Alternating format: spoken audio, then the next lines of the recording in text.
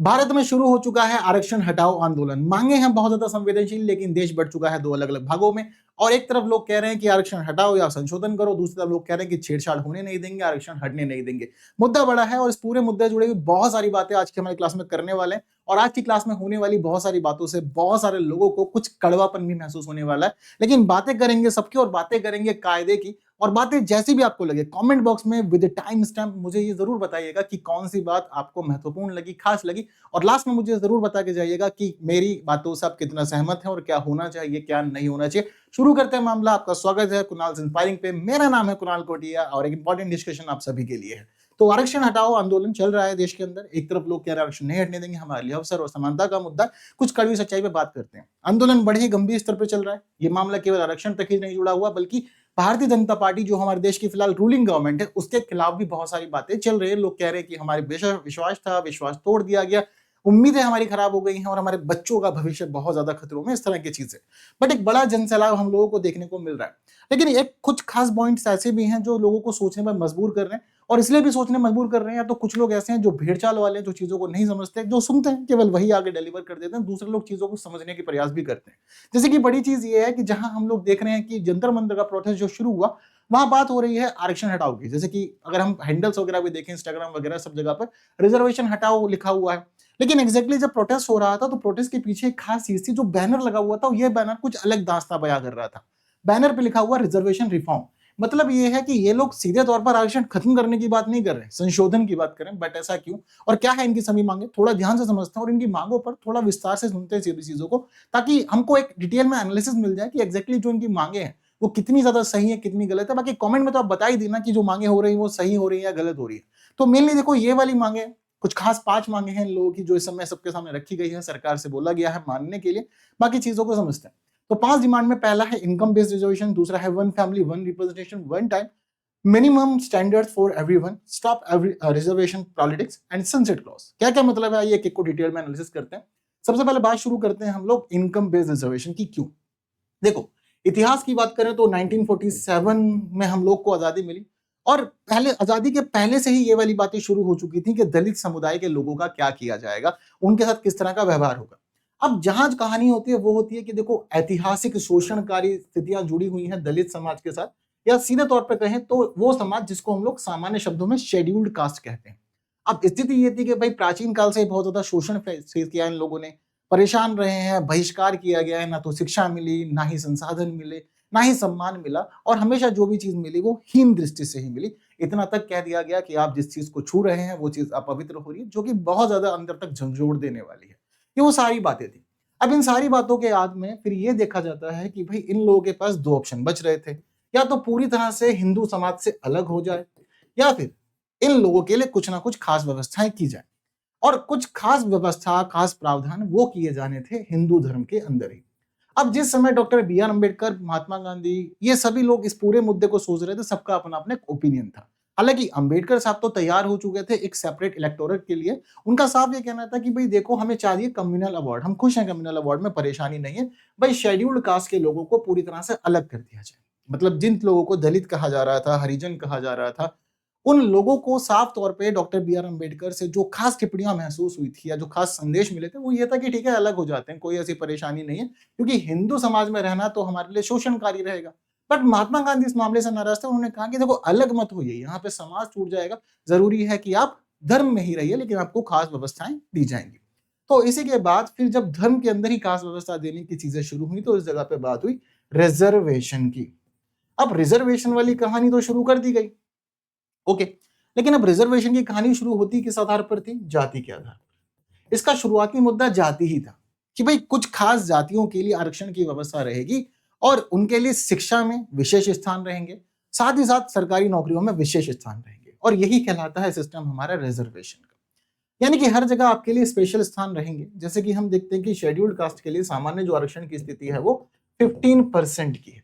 और ये जो शेड्यूल्ड कास्ट रिजर्वेशन है ये जातिगत आधार पर है। जाति क्यों? क्योंकि शुरुआत से ही कुछ जातियों ने हमेशा भेदभाव फेस किया, और उस भेदभाव को फेस करते हुए जब वो आए हैं तो संसाधनों से वंचित रहे, पीड़ित रहे, शोषित रहे, इसीलिए शेड्यूल्ड कास्ट रिजर्वेशन की हमारे में शुरुआत हुई जातिगत आधार पर। अब इस दौरान इन लोग का कहना है कि भाई इनकम बेस्ड रिजर्वेशन होना चाहिए। इसका मतलब क्या? अब ऐसा कहा जा रहा है कि देखो आपने जब रिजर्वेशन शुरू किया तो आपने रिजर्वेशन जाति के आधार पर शुरू किया, और 1947 से आज जब हम लोग 2026 में आ चुके हैं, आज भी ये जाति का आरक्षण सेम चल रहा है। लेकिन जहां जाति का आरक्षण 1947 में शुरू हुआ था उस समय की परिस्थितियां अलग थी, और 2026 की परिस्थितियां अलग है। और जाति की बात करें तो आप कैसे ये कंसीडर कर सकते हो कि एक जाति पूरी तरह संसाधनों से वंचित है, एक जाति पूरी तरह से शोषित है? क्या ये रियलिटी में आज के समय में पॉसिबल है? And literally listen what happened with us. तो अभी ऐसा हुआ है कि देखो जातियों के नाम पर आपने आरक्षण तो दिया, लेकिन दरअसल जो लोग हमेशा यह सोचते रह गए कि हमारा जो मुख्य विरोधी है वो सवर्ण है, उनको कभी ये पता नहीं चला कि दरअसल उनको असली नुकसान उनकी अपनी जाति या अपने समुदाय के लोगों से हो रहा है।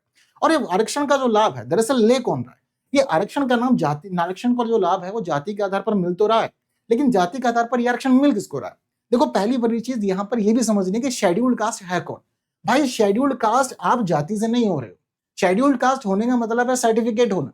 आप भले ही किसी भी जाति में पैदा हो रहे हो, अगर आप एक शेड्यूल्ड कास्ट सर्टिफिकेट बनवा ले रहे हो तो रिजर्वेशन का सारा फायदा आपके पास आएगा। वहीं आप भले ही किसी शेड्यूल्ड कास्ट में कंसीडर की जाने वाली जाति से बिलोंग करते हो, बट सर्टिफिकेट नहीं है, तो ऐसे में आपको कोई भी लाभ नहीं मिलेगा।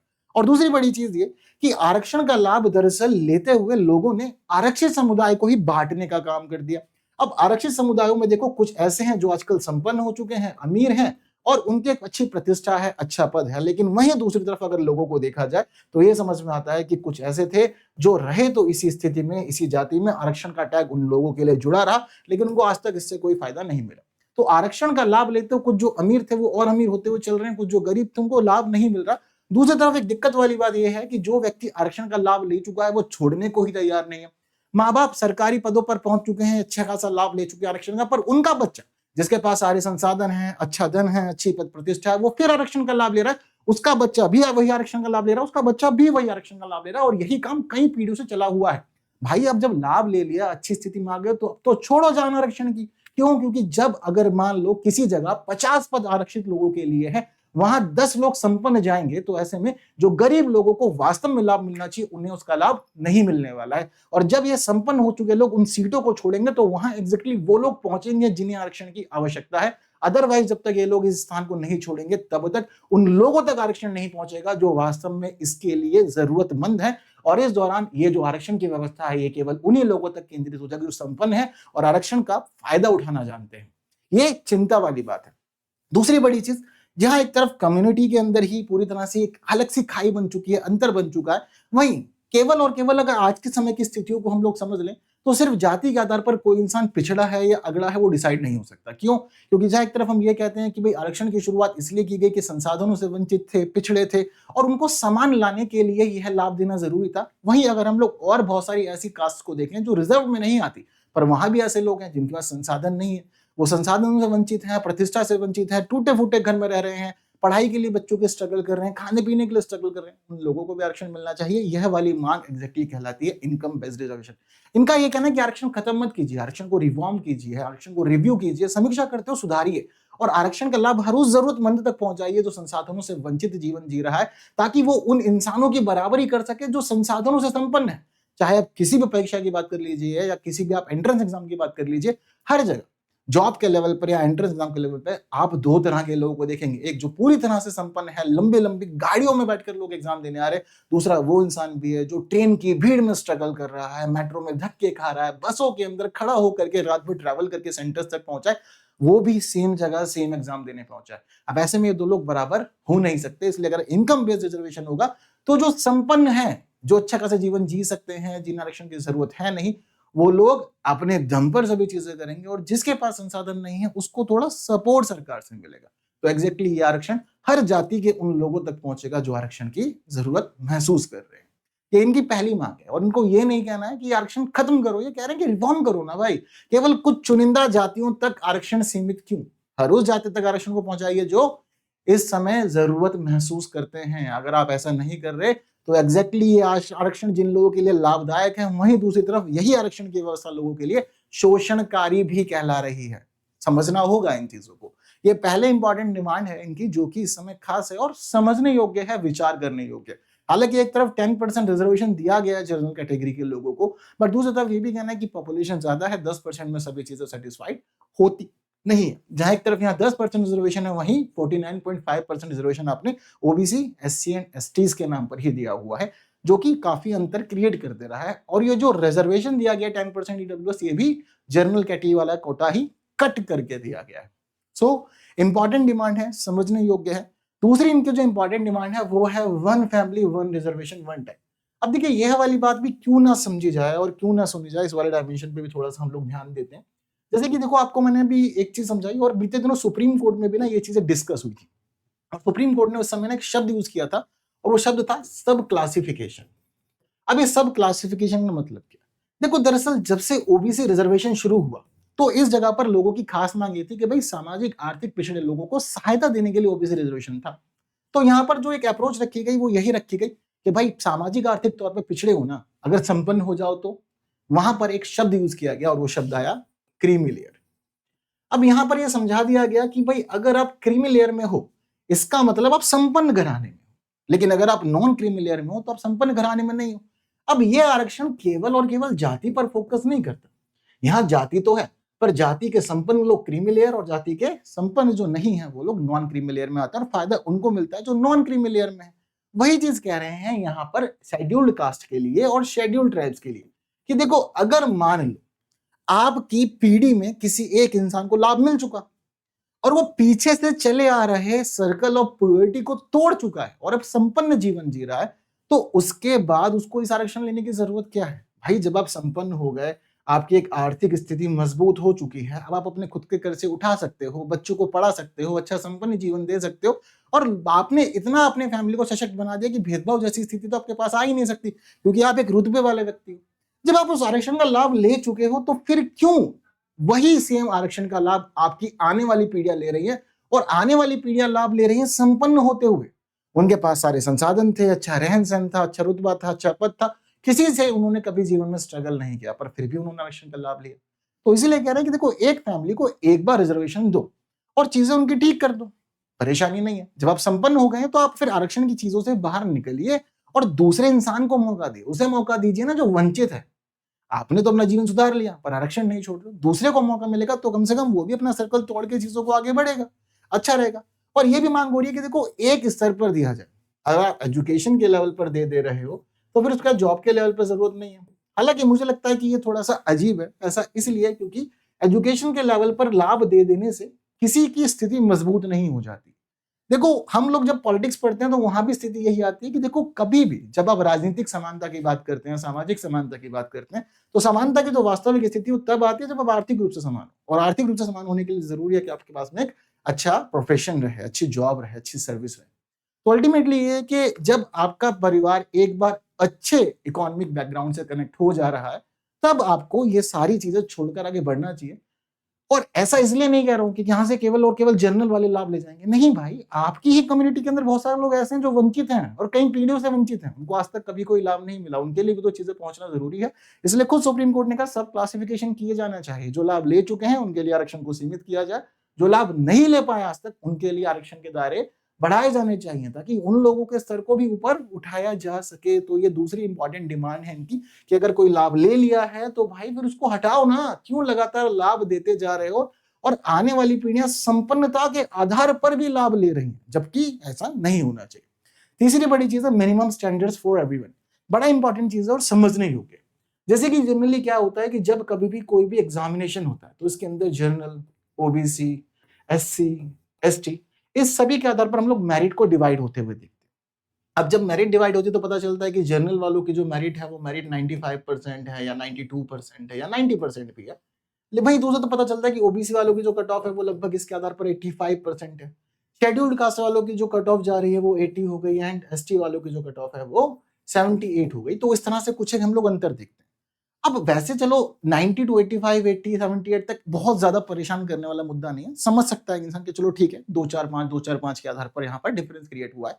बट कुछ मामलों में लोग तब चिंताजनक स्थिति तक पहुंच गए जब उन्होंने यह देखा कि भाई -40 पर लोगों का सिलेक्शन हो रहा है। -40 रियली कितना ज्यादा चिंताजनक स्थिति है। भाई आरक्षण दो, मना नहीं है, पर बैसाखियां क्यों पकड़ा दे रहे हो पूरी तरह से? भाई सपोर्ट चाहिए, लोगों को समर्थन चाहिए। किसी को जरूरत है तो आप उसको हाथ देकर खड़ा कर सकते हैं। परमानेंट इसको बैसाखी पर घूमने के लिए मजबूर मत कीजिए। अब आप बड़ी महत्वपूर्ण पदों पर या एजुकेशनल इंस्टीट्यूशंस में एक ऐसे व्यक्ति को एंट्री दे रहे हो जो -40 पर है, वो उस सेम क्लासरूम में बैठेगा जहां 90% वाला बैठा हुआ है। अब यहां जब इंसान एक -40 ला रहा है, अब यही -40 वाला अगर इस 90% के सामने 80% पर भी होता ना, तो इसको इतना महसूस नहीं होता जितना इस -40 के लेवल को देखकर महसूस होगा कि यार हमने दिन रात एक किया, मेहनत की, तब जाकर हम 90 तक पहुंचे। और ये इंसान -40 ला करके भी सेम क्लासरूम में कर क्या रहा है भाई? अगर मान लो प्रोफेशन की बात हो तो सेम प्रोफेशन में -40 लेके इंसान बैठ जाए, और ये -40 वाला इंसान कहाँ की काबिलियत रखता है? चलो हम इतना तो मानते हैं कि संसाधनों की वंचित स्थिति में एक इंसान 5-7 नंबर से पीछे हो सकता है, या 10 नंबर से भी चलो पीछे हो सकता है, वो बात भी समझ में आई। बट -40 ये थोड़ा अजीब मामला है।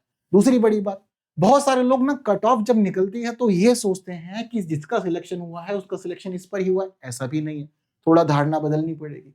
देखो दरअसल जब कभी भी कोई भी मेरिट लिस्ट हो, चाहे वो किसी भी एग्जाम की हो या जॉब की हो या एंट्रेंस एग्जाम की हो, इस दौरान ये ध्यान रखना कि मेरिट का मतलब होता है लास्ट सेलेक्टेड कैंडिडेट।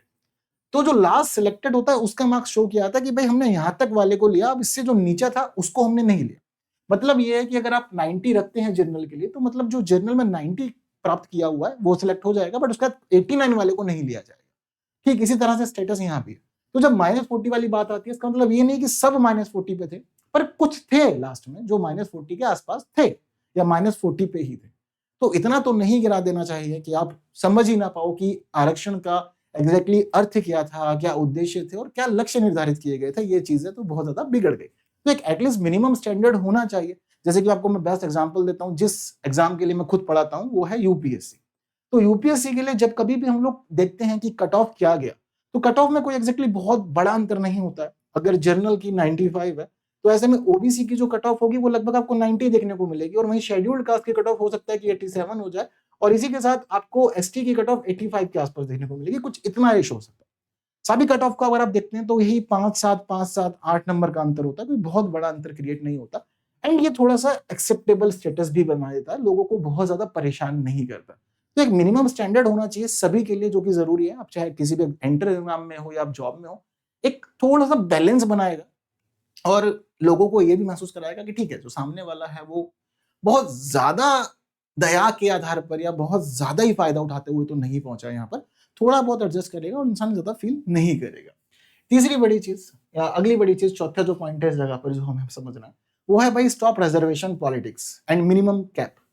तो अभी क्या है कि हमारे देश के अंदर ना बहुत सारी पॉलिटिक्स होती है, और दरअसल क्या था कि शुरुआत में ऐसे जब रिजर्वेशन शुरू ही हुआ था तो 10 साल का टारगेट रखा गया था। चलो 10 साल 15 साल यही उस समय के ब्रैकेट्स थे कि भाई इतने समय तक रिजर्वेशन रखेंगे, उसका बाद रिव्यू करेंगे कि भाई क्या चीजें होनी चाहिए, किस तरह से रहनी चाहिए। बट एग्जैक्टली हुआ क्या कि पॉलिटिक्स बन चुकी है रिजर्वेशन के नाम पर। अब आरक्षण जो है वो लोगों को केवल लाभ देने का मुद्दा नहीं है, ये मुद्दा बन चुका है इस समय पॉलिटिक्स खेलने का, वोट बैंक जनरेट करने का। पॉलिटिक्स के अंदर लोग ये बात नहीं करते कि हम आरक्षण किसको लक्षित करेंगे, किस लोग को लाभ मिलना चाहिए, किसको नहीं मिलना चाहिए। हर पॉलिटिकल लीडर को डर लगता है कि मेरा वोट बैंक बिगड़ जाएगा, मुझे वोट नहीं मिलेंगे, मैं सत्ता से बाहर हो जाऊंगा। इसलिए आरक्षण हटाने की या संशोधन की बात नहीं करते, बात क्या करते हैं, आरक्षण बढ़ाएंगे। अब सुप्रीम कोर्ट ऑलरेडी कह चुका है कि 50% से ऊपर आरक्षण नहीं होना चाहिए, बट क्या हो रहा है, लोग कह रहे हैं कि नहीं गलत है, हम इसको 60 तक लेके जाएंगे, 70 लेके जाएंगे, हम इसको भी आरक्षण दे देंगे, उसको भी आरक्षण दे देंगे। जब से फ्रीबीज वाला चैलेंज हुआ उसके बाद से तो आरक्षण की इतनी ज्यादा मारामारी हो चुकी है कि कहीं ना कहीं कुछ ना कुछ नया मुद्दा उठ ही जाता है बार। और सुप्रीम कोर्ट ने कई बार बहुत सारे स्टेट के लेवल पर भी 50% पर रोका है पॉलिटिकल पार्टीज को, वरना वो तो इसको तोड़ते हुए आगे भागने को तैयार थे। तो ये जरूरी है कि 50% के ब्रैकेट भी बांध के रखा जाए। मतलब डॉक्टर बी आर अम्बेडकर के अगर आप विचारों को सुनेंगे, जिनके सिद्धांतों पर खासतौर पर शेड्यूल कास्ट कम्युनिटी चीजों को फॉलो कर रहे हैं, डॉक्टर बी आर अम्बेडकर ने खुद पार्लियामेंट में जब विचारों को रखा था तो उन्होंने बताया था कि भाई अनुपातिक होना चाहिए। हम ये चाहते हैं कि जो लोग वंचित रह गए उनको लाभ मिले, पर ये आरक्षण की स्थिति किसी के लिए शोषणकारी ना बन जाए। आपको ये सिद्धांत भी समझना होगा। और मैं संतुलनकारी आरक्षण के पक्ष में हूं, भेदभावपूर्ण नहीं हूं कि भाई पूरी तरह से एक के लिए चीजों को आप खत्म ही कर दो। तो वो चाहते थे कि भाई शेड्यूल्ड कास्ट के लोगों के लिए चीजें रहें, लेकिन जो जनरल क्लास है उसको भी अपना स्थान रखने के लिए जगह मिल ही रहे। ऐसा ना हो कि उसका सब खत्म हो जाए। तो आज की जो पॉलिटिक्स है वो अलग हो चुकी है, वोट बैंक जनरेट करने वाली हो चुकी है। वरना एग्जैक्टली जिन सिद्धांतों को आप फॉलो कर रहे हैं, जिस व्यक्ति को आप फॉलो कर रहे हैं, पढ़िए बी आर अम्बेडकर साहब को, वो खुद ये बातें कहा करते थे कि मैं पूरी तरह से सारी चीजें नहीं छीन रहा हूं जनरल से, मुझे चाहिए कि बस एक लिमिटेड स्थान मिल जाए जहां पर ये शेड्यूल्ड कास्ट के लोग आए, ये अपने स्थान के लिए चीजों को लड़ सकें, प्रस्तुत कर सकें, विचार रख सकें, उनको बोलने का, आगे बढ़ने का मौका मिले। बस वो निर्धारित मौका मिल जाए ताकि चीजें थोड़ा सा बैलेंसिंग बने। All okay. सो पॉलिटिक्स ना हो, ये भी इनकी डिमांड है। और अच्छा है 50% वाला कैप की बात ये कर रहे हैं, और रिव्यू भी होता रहना चाहिए टाइम टू टाइम, जरूरी है, क्योंकि जब चीजें रिव्यू नहीं की जाती ना तो एक समय के बाद वो अप्रासंगिक हो जाती है, ऐसा भी होता है। तो समझने लायक विचार है। एंड इसके अलावा सनसेट क्लॉज इंपॉर्टेंट है। देखो हर चीज का एक अंत होता है, जैसे कि जीवन का अंत होता है ना, कि एक इंसान जब जन्म लेता है तो एक समय पर मृत्यु होगी, ये सब जानते हैं। ठीक वही स्थिति है कि आपने रिजर्वेशन शुरू किया, परेशानी नहीं है, बट इस रिजर्वेशन का अंत क्या है? आप तो रोटियां सेक रहे हो राजनीति में, तो एक समय भी ऐसा आना चाहिए कि इसको अंत का भी स्थिति दिखनी चाहिए, और वो अंत की स्थिति कब, कैसे या किन आधारों पर होंगी, वो चीजें भी सोचनी चाहिए। ऐसा नहीं कि हमेशा परमानेंट फिक्स ही रखना चाह रहे हो आप व्यवस्था में इसको। सो हमने क्यों शुरू किया रिजर्वेशन? इसलिए शुरू किया, जो पिछड़े थे, वंचित थे, वो कॉम्पीट नहीं कर सकते संपन्न वर्ग से, तो थोड़ा सा सपोर्ट लगाने के लिए, उठाने के लिए हमने वहां इस रिजर्वेशन को शुरू किया था। लेकिन संपन्न होने के बावजूद आरक्षण को बनाए रख रहे हो, जरूरत नहीं है फिर भी आरक्षण को बनाए रख रहे हो, तो वो चीजें गलत है। एक समय इसके लिए डिसाइड होना चाहिए कि कब, किस टाइमलाइन के बाद हमारे देश को आरक्षण की जरूरत नहीं पड़ेगी और हम चीजों को कंप्लीटली हटा भी सकते हैं। तो ये सारी वो इंपॉर्टेंट डिमांड्स हैं जो समय रखी गई हैं इस जगह पर, इस मूवमेंट के द्वारा, रिजर्वेशन हटाओ आंदोलन के द्वारा। और सारी की सारी बातों में कहीं ना कहीं देखो कुछ ना कुछ दम तो है। एक तरफ बहुत सारे लोग जो जनरल कैटेगरी में खुद को कंसीडर करते हैं, वो इससे बहुत ज्यादा परेशान है। हाँ, एक बड़ी चीज जनरल कैटेगरी, देखो जनरल कैटेगरी वाली बात भी कर लेते हैं। मांगे तो आप समझ गए क्या कहना है, थोड़ा जनरल कैटेगरी की बात भी करते हैं। अच्छा लगता है बात करना, क्यों बात की जानी चाहिए वो बात भी मैं आपको बताता हूँ। देखो जब कभी भी अगर हम लोग समाज की संरचना को समझते हैं तो हम समाज को ना दो भागों में बांट देते हैं। अगर हम लोग जातिगत स्थितियों की बात करें तो जातिगत आधार पर हम लोग एक तरफ तो ये कहते हैं कि एक सवर्ण है ना? एक सवर्ण है, दूसरे दलित है, या फिर हम ये कहते हैं कि वो पिछड़े हैं। एक आधार पर तो हमने ये बांट दिया। दूसरा जो हम एक डिस्क्रिमिनेट, मतलब जो हम क्लासिफिकेशन करते हैं, वो क्लासिफिकेशन होता है general, OBC, SC and ST के। यहाँ पे एसटीज को रिजर्वेशन मिला हुआ है 7.5%, शेड्यूल्ड कास्ट को मिला है 15%, ओबीसी के नाम पर 27%। अगर हम सबको मिला देते हैं तो उसके बाद हम लोग पहुंच जाते हैं 49.5%। बट ये जो 49.5% है किसके हिस्से में आता है? जनरल के हिस्से में। लेट इसमें भी स्थिति ये है कि 10% रिजर्वेशन ईडब्ल्यूएस के नाम पर दिया गया है। अब देखने वाली चीज है कि ओबीसी कौन है, एससी कौन है और एसटी कौन है, ये भी समझते हैं पहले। देखो वैसे तो खैर ये धारणा है ना जाति से जुड़ी हुई है कि भाई आप इस पर्टिकुलर जाति में होंगे तो आप ओबीसी कहलाएंगे या एससी कहलाएंगे या एसटी कहलाएंगे। बट इस जगह पर भी एक कंडीशन है, जाति में पैदा होने से फर्क नहीं पड़ता जब तक कि आपके पास में प्रमाण ना हो। और आपका प्रमाण क्या है? प्रमाण पत्र। आपको सर्टिफिकेट लाना पड़ेगा, कास्ट सर्टिफिकेट के बिना आप यहाँ कंसीडर नहीं होंगे। चलो कास्ट सर्टिफिकेट नहीं आया तो आप ना तो एससी बन सकते हो, ना एसटी बन सकते हो, ना ओबीसी बन सकते हो, क्या बनोगे आप ये भी समझो। अब सबका दारोमदार किसके कंधों पर है? जनरल के कंधों पर सबका दारोमदार। बहुत सारे लोग ये सोचते हैं अपने मन में कि जनरल का मतलब केवल और केवल सवर्ण लोग या अगड़े लोग या ऊंची जाति के लोग। ये धारणाएं हैं हमारे देश के अंदर, बट सच्चाई ये नहीं है। देखो पहली बड़ी चीज, हर वो इंसान जनरल है जो इन जगह पर नहीं आ पा रहा। अब भले ही आप इसमें से किसी सी जाति से संबंधित हो, फर्क नहीं पड़ता, प्रमाण नहीं होना आपको जनरल में ही कंसिडर कराएगा, पहली इंपॉर्टेंट चीज। अब ये वो जो जनरल कैटेगरी है, इसमें भारत के वो सारे धर्म भी आ रहे हैं जो सारे धर्म इसमें नहीं आ सकते। इसमें वो सारी जातियां भी आ रही हैं जो जातियां यहां नहीं आ सकती। और यहां पर वो जातियां भी आ रही हैं कि जो जातियां यहां आ तो सकती हैं पर वो साबित नहीं कर पा रही खुद को कि वो इस किसी में है, इसलिए उनको यहां आना पड़ रहा है। तो देखो जनरल के कंधों पर थोड़ा सा जो कैटेगरी वाइज देखा जाए वो बाहर ज्यादा है। आप सवर्ण और दलित या पिछड़े के आधार पर लोगों को जाति के नाम पर डिवाइड कर सकते हो, बट सरकार तभी किसी इंसान को किसी एक ब्रैकेट में डालेगी जब उसके पास में प्रमाण होंगे, और प्रमाण नहीं है तो अल्टीमेटली आपके पास फिर जनरल में कंसीडर होने का ऑप्शन है, इसके अलावा कोई दूसरा ऑप्शन है नहीं। तो बहुत सारे लोग जो नहीं समझते एग्जैक्ट रियलिटी जनरल क्लास की क्या है, वो जनरल क्लास की ये रियलिटी है कि देखो यहाँ जनरल में वो सब आ रहा है जो कहीं नहीं जा सकता है, उसको यहीं पे ही कंसीडर होना पड़ता है। और इसका मतलब सारे जो उन खास जातियों से जुड़े हुए लोग हैं जो रिजर्वेशन से चीजों को कनेक्ट करते हैं, वो सारे लोग रिजर्वेशन का नाम नहीं ले पा रहे हैं। ये भी एक बहुत बड़ी सच्चाई है हमारे देश की। चलो तीसरी बड़ी चीज जो बात की जानी चाहिए, आरक्षण हटाओ मूवमेंट की बात हो चुकी है, मांगों की बात हो चुकी है, जनरल कौन है ये बात भी हो चुकी है। एंड 2-3 दिन से जब से ये आंदोलन शुरू हुआ, मैंने ना बहुत सारे लोगों की ना स्पीच सुनी। बहुत सारे लोग अलग जगह पे अपनी भाई बातें कह रहे हैं चलो कुछ बातों का जवाब लगे हाथ यहाँ पर भी दे लेते हैं, ये बातें भी इंपॉर्टेंट है। देखो, बातों में ये आ रहा है कि लोग खासतौर पे उन लोगों को टारगेट कर रहे हैं जो शेड्यूल्ड कास्ट है। अब कुछ लोगों ने ये कहा कि बार-बार कहते हैं पानी नहीं पीने दिया गया, 4000 साल पानी नहीं पीने दिया गया, 3000 साल पानी नहीं पीने दिया गया, जिंदा कैसे रहे हो बिना पानी पिए, बातें सुनने को मिली मुझे। तो देखो, हर चीज में थोड़ा सा लॉजिक भी ऐड करते हैं तो और भी चीजें समझ में आएगी। देखो, पहली बड़ी चीज जो यहाँ पर मैं क्लियर करता हूँ, वो ये क्लियर करता हूँ कि शेड्यूल्ड कास्ट लोगों की जो डिमांड है, वो केवल और केवल पानी का मुद्दा नहीं है, या जो आरक्षण है वो केवल और केवल पानी की स्थिति नहीं है। सच्चाई क्या है? देखो, सच्चाई है शेड्यूल्ड कास्ट रिजर्वेशन के पीछे एक बड़े शोषण की। बड़ा शोषण क्यों मैं कह रहा हूं? बड़ा शोषण इसीलिए क्योंकि केवल आप पानी तक कहानी चीजें सोच रहे हो, पानी तक चीजें सीमित नहीं है। यहां पर मुद्दा था अपवित्रता का। आपने एक इंसान को इतना ज्यादा दबाया, एक इतना ज्यादा समझाया कि तुम अपवित्र हो, तुम जो छू दे रहे हो वो सब कुछ अपवित्र हो जा रहा है, तुम पानी छूओगे या पवित्र हो जाएगा, तुमने दीवार छू दी या पवित्र हो गया। केवल इतना ही नहीं, तुमने तो इतना तक समझाया लोगों को कि अगर भगवान को छू दोगे तो भगवान भी अपवित्र हो जाएंगे, मंदिर अपवित्र हो जाएंगे। और उस इंसान को इस अपवित्रता की बातें कह कहकर उस इंसान को पूरी तरह शिक्षा से दूर कर दिया गया।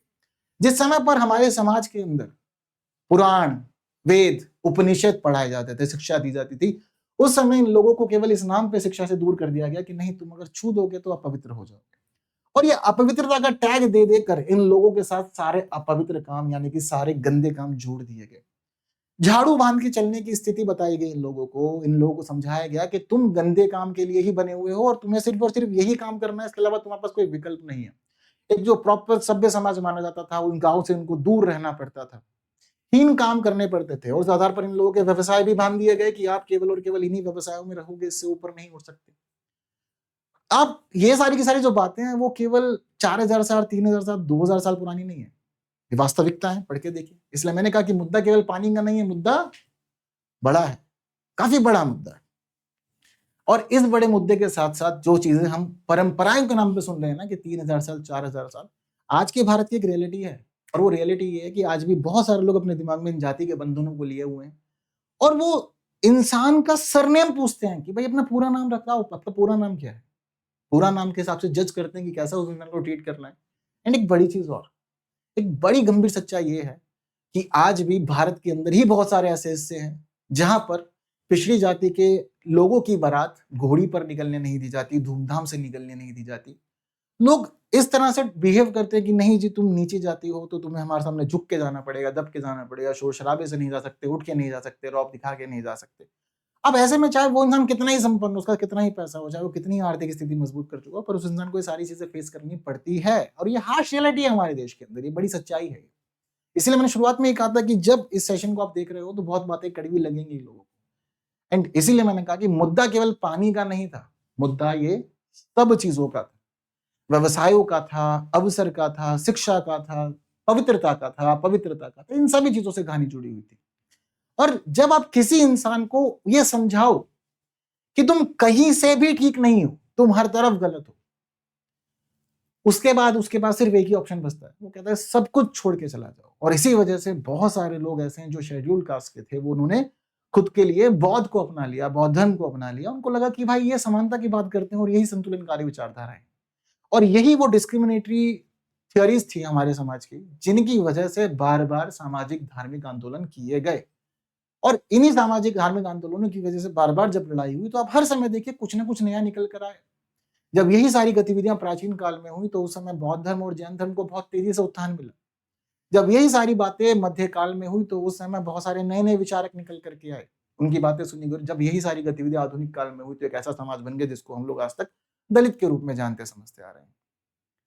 तो अगर आप एक तरफ ये बात कर रहे हो कि आरक्षण खत्म हो जाना चाहिए, तो ये सारी विचारधाराएं भी खत्म हो जानी चाहिए। जब आप ये कह रहे हो कि आरक्षण में सबको समान अवसर मिलने चाहिए किसी भी जाति के हो, तो इंसान जो बनाए गए हैं ईश्वर के द्वारा, सब समान बनाए गए हैं, उसके साथ में भी अंतर नहीं होना चाहिए।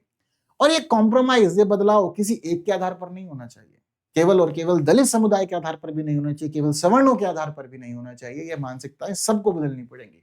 जहां एक तरफ सवर्ण आरक्षण से जुड़े हुए हैं और लाभ पे लाभ कुछ जो पिछड़े लोग हैं, जो पिछले लोग लगातार आरक्षण से जुड़े हुए हैं और पिछड़े लोग लगातार लाभ पे लाभ लेते हुए आगे बढ़ रहे हैं, उनको समझना पड़ेगा कि दूसरों को भी मौका देना चाहिए। अगर संपन्न है तो दूसरों की स्थिति सुधरनी चाहिए। वहीं जो सवर्ण लोग हैं उन्हें भी समझना चाहिए कि सब समान है और उसके साथ इंसान जैसा सुलूक होना चाहिए, जानवर जैसा सुलूक नहीं होना चाहिए। हर इंसान सम्मान डिजर्व करता है, अवसर डिजर्व करता है, अपॉर्चुनिटीज डिजर्व करता है, इक्वालिटी डिजर्व करता है, मौके डिजर्व करता है। वो डिजर्व करता है कि संसाधनों पे उसका भी अधिकार है और ये विचार भी सोचने जरूरी। So that's all for the day. यही बातें बतानी थी कि पूरी तरह से हम किसी एक को गलत नहीं कर सकते, पर पूरी तरह से हम किसी को सही भी नहीं कह सकते। जहां एक तरफ कुछ कमियां आज के रिजर्वेशन सिस्टम में है, वहीं कुछ गड़बड़ियां हमारे यहाँ पर भी हैं। दोनों जगह से आप चीजों को बैलेंस कीजिए, फिर देखिए उसके बाद चीजें कितना संतुलनकारी हो पाएगी। और एक बड़ी चीज, बहुत सारे लोग ये भी नारे दे रहे हैं कि हिंदू एक हैं। समझना पड़ेगा, सबको स्वीकारना पड़ेगा, मिलना पड़ेगा। जब मिलजुल करके चीजें आगे बढ़ेंगी तो जा करके चीजें सुधरेंगी। और शोषणकारी व्यवस्था के आधार पर अगर हम किसी इंसान के या किसी समाज को हम देख रहे हैं तो वो चीजें उसके लिए गलत हो जा रही है। और वही चीज है कि जहां एक समय पर ऐसा था कि किसी के विचार किसी के लिए शोषणकारी थे, आज किसी के लिए आरक्षण शोषणकारी हो चुका है। सो ये दोनों ही जगह पर चीजों में संशोधनों की और संतुलनों की आवश्यकता है। अगर हम इतना कर लेते हैं तो भविष्य के लिए सब मिलकर के भारत की प्रगति उन्नति सुनिश्चित कर पाएंगे। और देखो अल्टीमेटली आपस के झगड़ों में बस देश को नुकसान नहीं होना चाहिए, ये देश एक रहना चाहिए और इस देश की जो संप्रभुता है, जो एकता है, जो अखंडता है, वो हमेशा बरकरार रहनी चाहिए। So that's all for the day and फिर मिलेंगे किसी और सेशन में। बट आप जुड़ सकते हैं मेरे साथ अलग अलग प्लेटफॉर्म पर भी, मैं बाकी जगह पर भी अवेलेबल रहता हूँ with same user name. So thank you so much, see you soon, जय हिंद।